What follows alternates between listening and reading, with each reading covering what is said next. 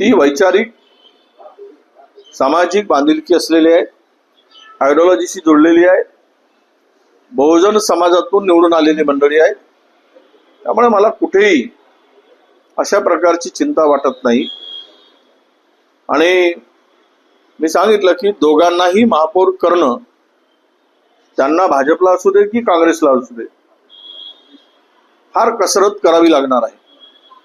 कारण ज्या लोकांचा गट झालाय 10 लोकांचा, त्यावर सत्तेचे समीकरण आता स्थिर झाले आहे.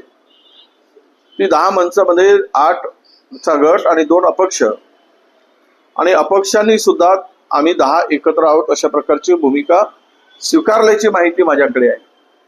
अशा स्थितीत सत्ता स्थापन करताना अडचणी आहेत.